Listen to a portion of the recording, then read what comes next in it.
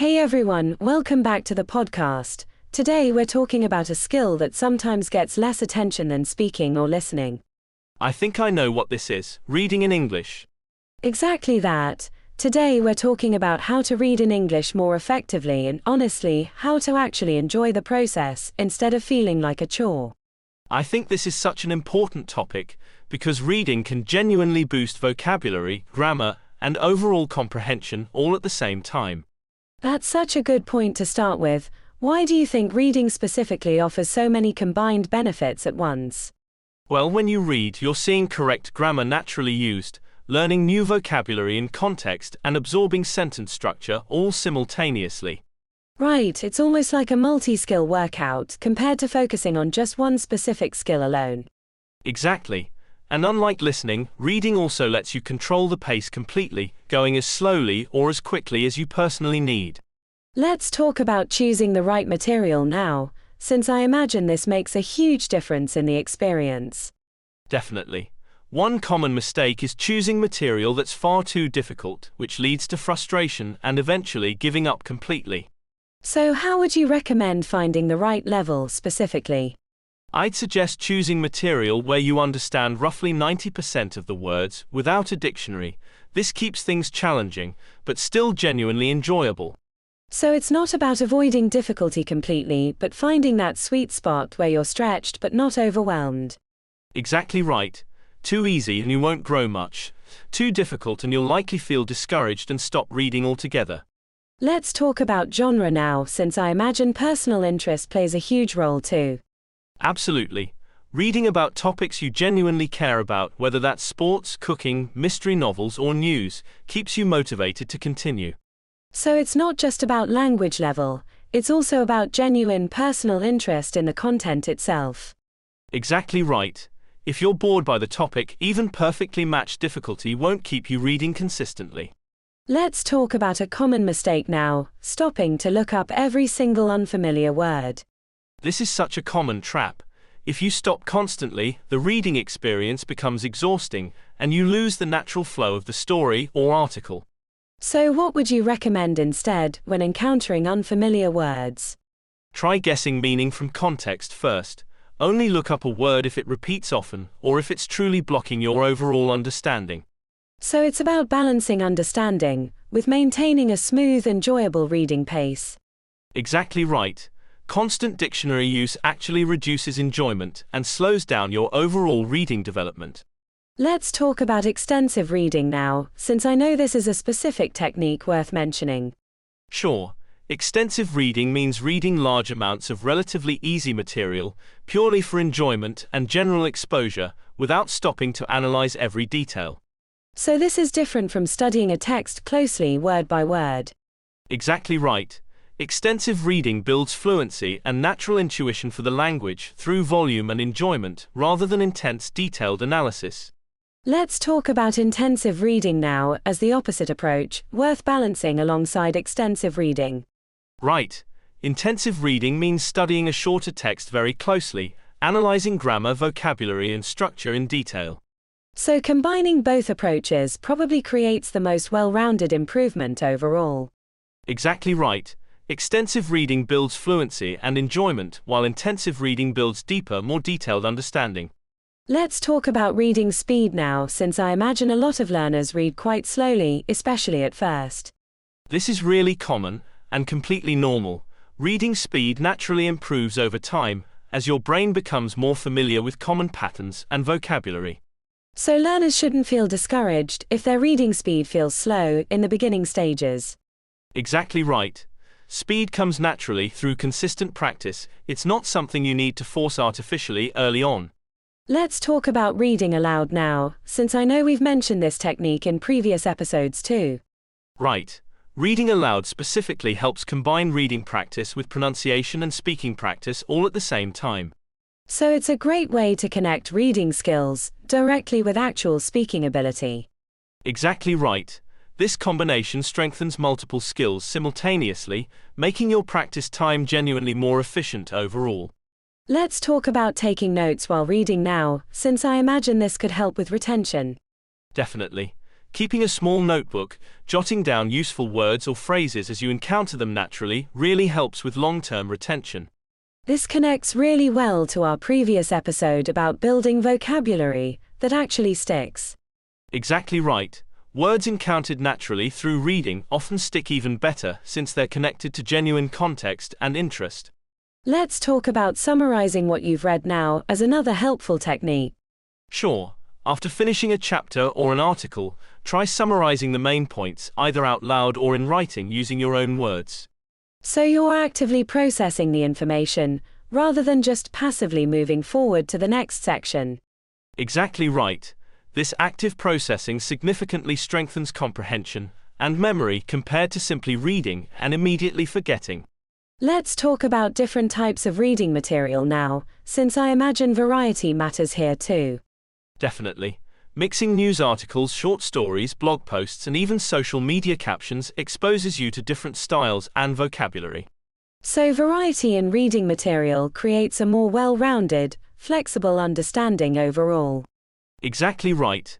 Different formats naturally use different vocabulary, tone, and structure, which strengthens your overall adaptability and comprehension. Let's talk about graded readers now, since I know these are specifically designed for language learners. Sure, graded readers are books written specifically at different English levels, using controlled, simplified vocabulary and grammar.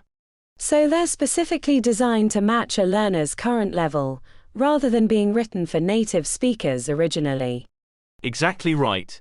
These resources are incredibly helpful, especially for beginners or intermediate learners who need appropriately leveled, engaging material. Let's talk about reading news specifically now, since this is such a common goal for a lot of learners. Definitely, though news articles can sometimes use quite formal, complex language, which might feel challenging for beginners specifically. Are there specific resources designed to make news more accessible for language learners? Yes, actually. Some websites specifically simplify news articles using clearer, more basic vocabulary while still covering real current events. So learners can stay informed while still practicing at an appropriate, manageable level. Exactly right. This bridges the gap between genuinely interesting content and appropriately leveled language difficulty. Let's talk about consistency again, since I know this theme connects to nearly every episode we've recorded. It really does, because even 15 to 20 minutes of daily reading creates significant, measurable improvement over consistent, regular practice. So reading doesn't need to happen for hours, it just needs to happen regularly and consistently. Exactly right. Short daily reading sessions genuinely build stronger, more lasting skills compared to occasional, longer sessions. Let's talk about tracking your reading progress now, since I imagine this helps with motivation too. Definitely.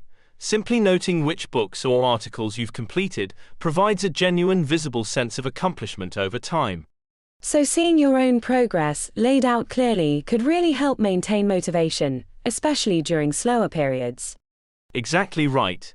Visible progress genuinely encourages continued effort, especially when day-to-day improvement doesn't feel immediately obvious.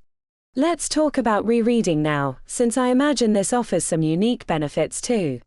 Sure, rereading a book or an article that you've read before often reveals details or vocabulary you missed the first time. And I imagine it also feels noticeably easier, which is genuinely encouraging and motivating too. Exactly right.